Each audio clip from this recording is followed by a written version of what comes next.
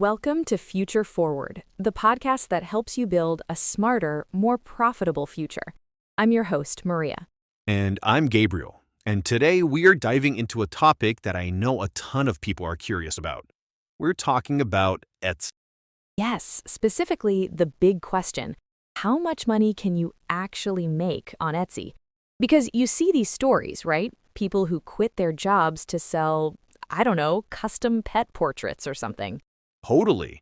And then you have other people who are like, I opened the shop and made $12 in 6 months. So what's the truth? Is it a viable side income or can it genuinely be a full-time career? Exactly. And I think the first thing to establish is yes, you can absolutely make significant money on Etsy, but the word can is doing a lot of work there. It's not a lottery ticket. Right, it's a business. But what's so compelling and why we wanted to talk about it is that the barrier to entry is so incredibly low.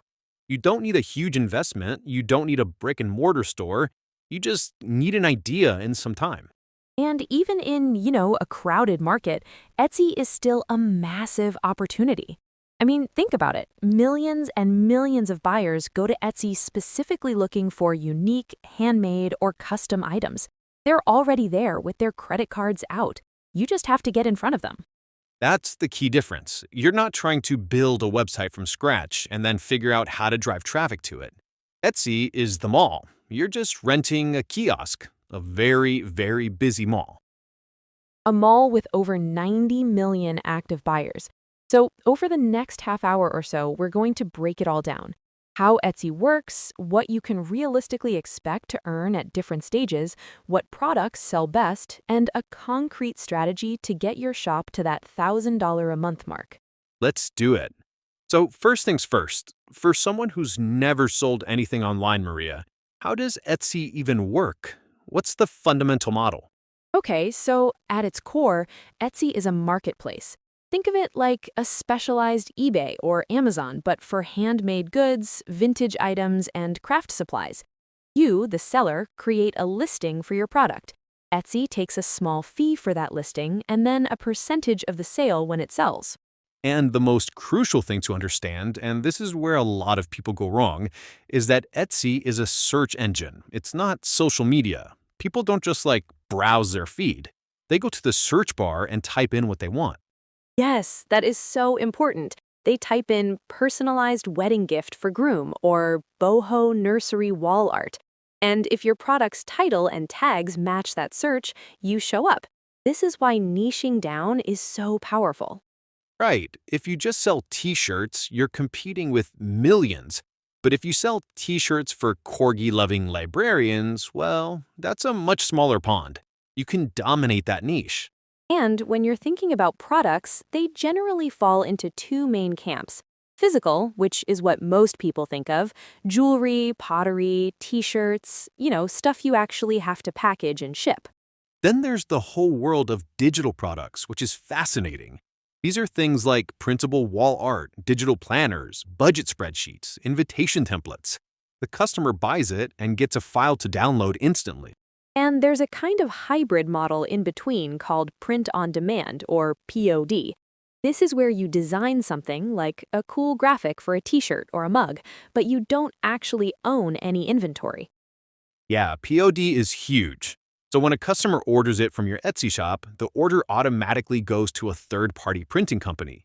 They print your design on the mug, package it, and ship it directly to the customer. You never even touch the product. You just collect the profit. It's brilliant. So those are the basic mechanics. It's a search-based marketplace where you can sell physical, digital, or print-on-demand products within a specific niche. Okay, so that brings us back to the main question. Let's talk numbers. What are some realistic income levels people can expect? Can we break it down into stages? Let's do it. I think of it in 3 tiers. First, you have the beginner level. This is where most people start, and it's a great goal. You're looking at about $100 to $500 a month in revenue. Right. This is your proof of concept stage. You've found a niche that has some demand. You've made your first few sales to people who aren't your mom.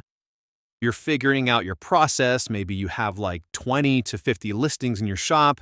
It's real money and it feels amazing. It really does. It proves the model works. Then you have the intermediate level. This is where things get serious. We're talking $1,000 to $3,000 a month. This is a legitimate, life-impacting side income. So, what separates the beginner from the intermediate seller? What do they do differently? Okay, a few things. First, they have way more listings, probably in the 50 to 150 range. Second, they've gotten much better at Etsy SEO, the titles, the tags, the keywords. They understand what customers are searching for. And third, they've probably reinvested in better product photos, which makes a huge difference in conversion rates. Okay, that makes sense. It's optimization and volume. You're not just throwing things at the wall anymore, you're being strategic. So, what's the top tier, the Etsy elite? This is the advanced level. And honestly, the sky's the limit here. But let's say a typical advanced seller is making $5,000 to $20,000 a month, or even more. Wow, okay, so now we're talking full time income, potentially replacing a high paying corporate job. Absolutely. At this level, it's a well oiled machine. They might have hundreds of listings. They might be running Etsy ads effectively. They often have a system for everything, from customer service to production.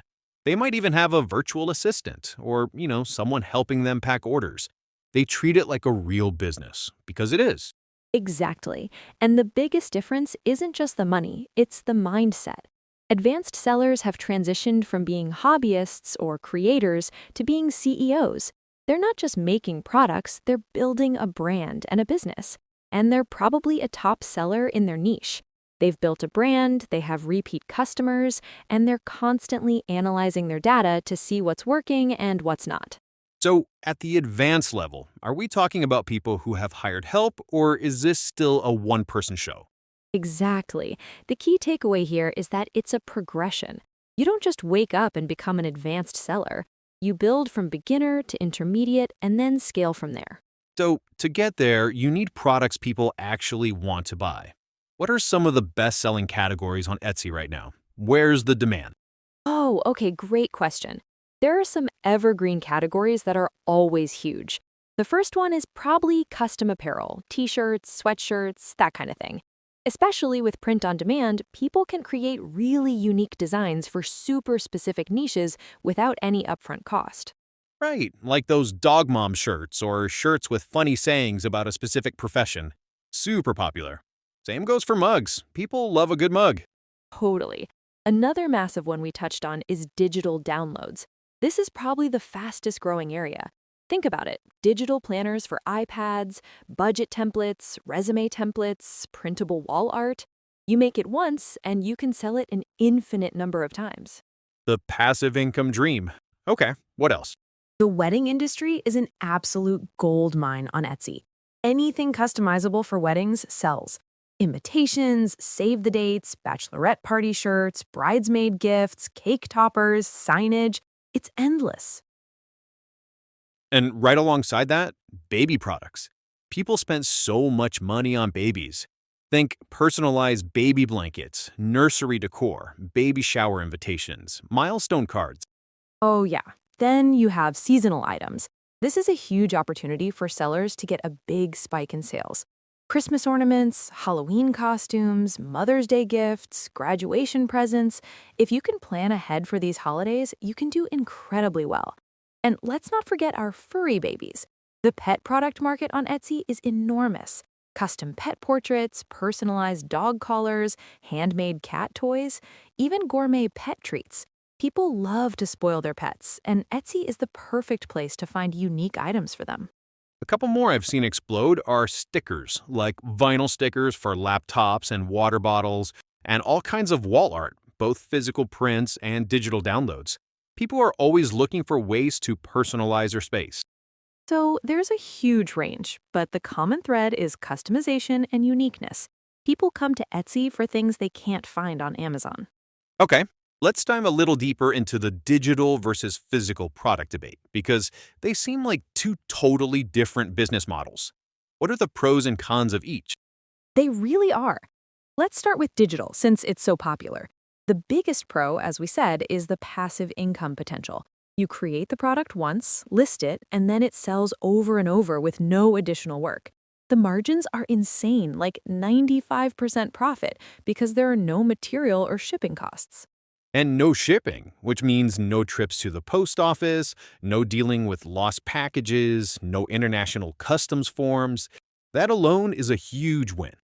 Totally. But there are cons. The price point for digital items is generally much lower. You might sell a planner for $5 or $10. So you need a lot of sales to generate significant revenue. Also, the competition can be fierce because the barrier to entry is so low. And customer service can be interesting. You get a lot of tech support questions. How do I unzip this file? How do I print this? You have to be prepared for that. Yeah, for sure. Okay, so now physical products. The biggest pro is higher perceived value. You can sell a handmade leather wallet for $100, whereas you could never sell a digital wallet pattern for that much. The revenue per sale is much higher. And one more con for digital products that people don't always consider is intellectual property theft.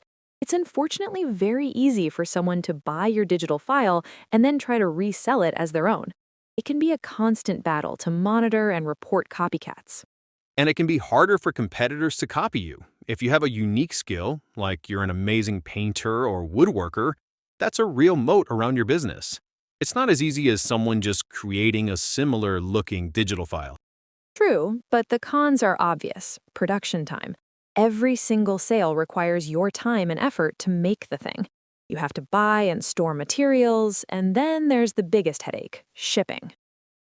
Shipping, calculating costs, packaging, dealing with damaged items, returns.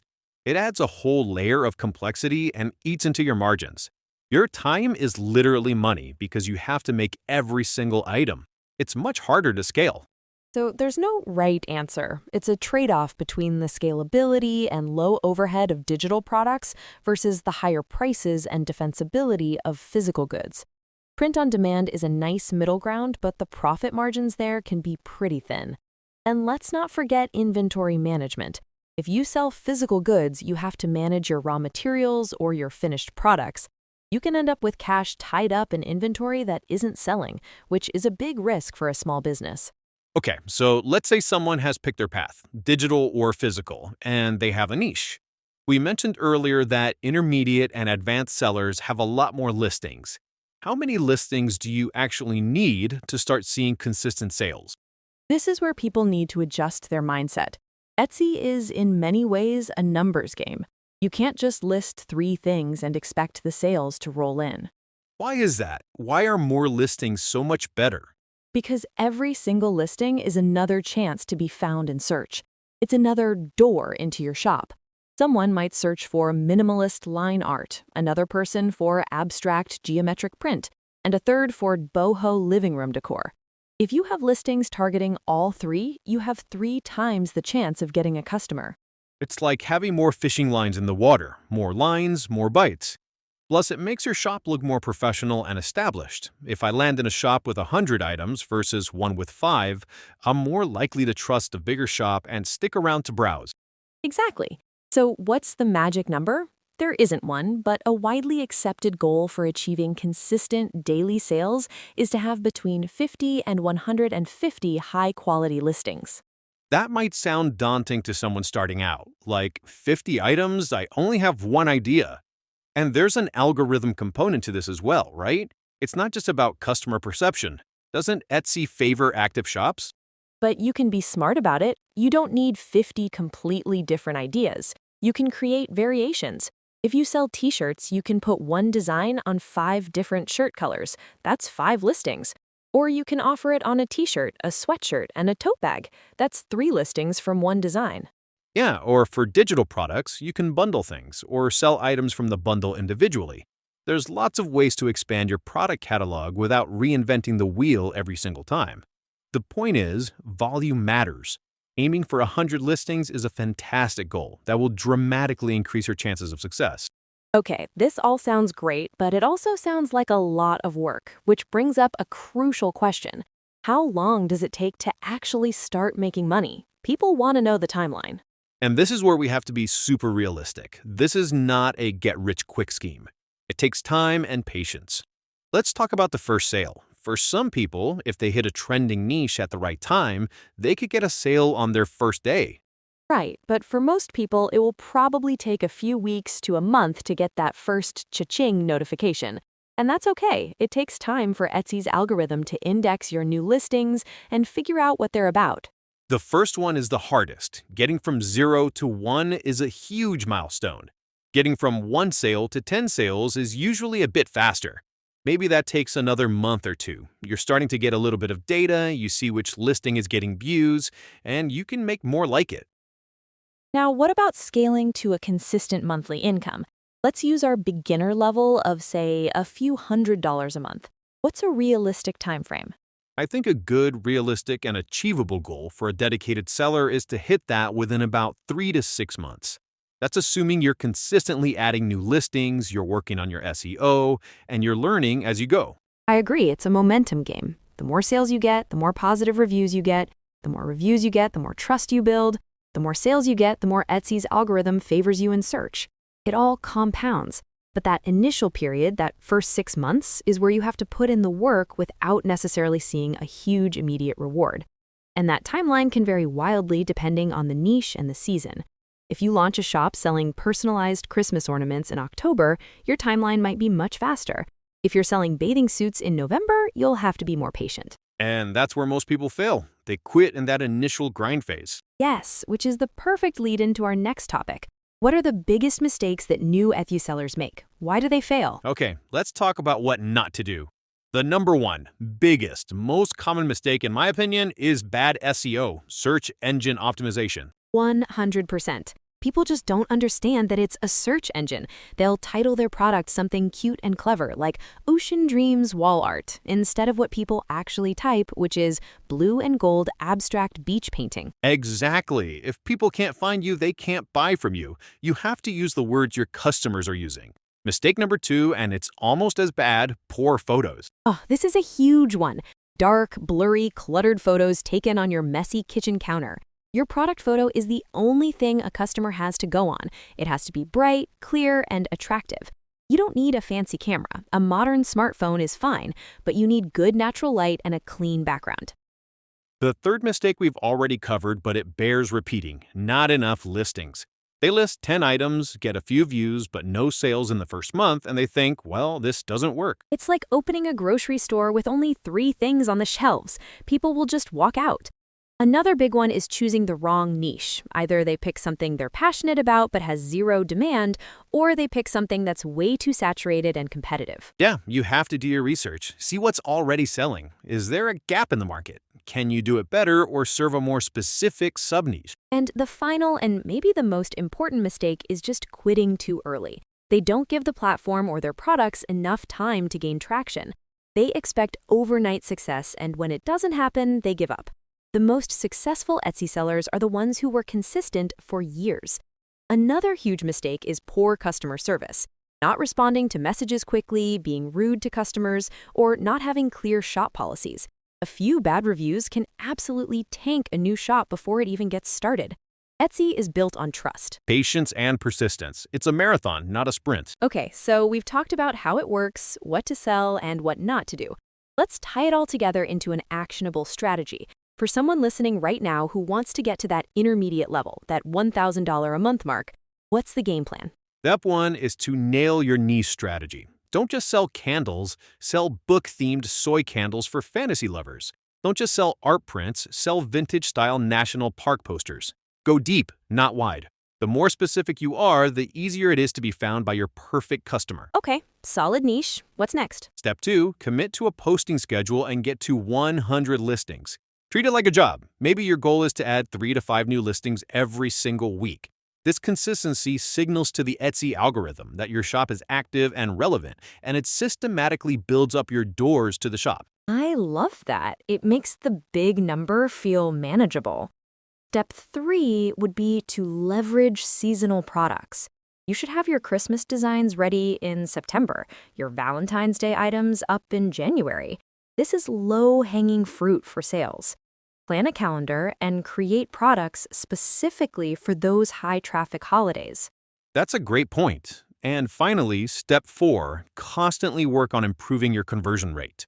A conversion rate is just a percentage of people who visit your listing and then actually buy it. And how do you improve that? You do it by improving the things we mentioned earlier. Take better photos. Use all 10 photo slots. Add a video of your product. Write a more compelling and detailed description that answers any questions a customer might have. Read your competitors' negative reviews to see what customers are complaining about, and then highlight in your listing how your product solves that problem. That's brilliant. So, to recap the strategy: 1. Get a super specific niche. 2. Consistently add listings until you have at least 100. 3. Plan for and leverage seasonal holidays. 4. Obsess over improving your photos and descriptions to increase your conversion rate. And 5. Provide excellent service and never stop learning about the platform. And I'll add a 5th and final step to the strategy: become a master of your craft and a student of the platform. This means providing an excellent product and amazing customer service that earns you 5-star reviews. Good reviews are social proof, and they are critical for building trust and improving your conversion rate. If you do those 4 things consistently for 6 to 12 months, reaching that $1,000 a month level is not just possible, I'd say it's probable. Wow, that was a lot, but it really breaks down what feels like a mystery into a clear step-by-step process. The potential is definitely there for people willing to put in the work and treat it like a real business. It really is. Start small, be consistent, learn from your data, and be patient. That's the formula. Well, that's all the time we have for today. Thank you so much for tuning in to Future Forward. We hope this episode gave you the clarity and motivation you need to start or scale your own Etsy journey. If you found this helpful, please consider subscribing and leaving us a review. It really helps us out. We'll be back next week with another episode to help you build your future. Until then, keep building.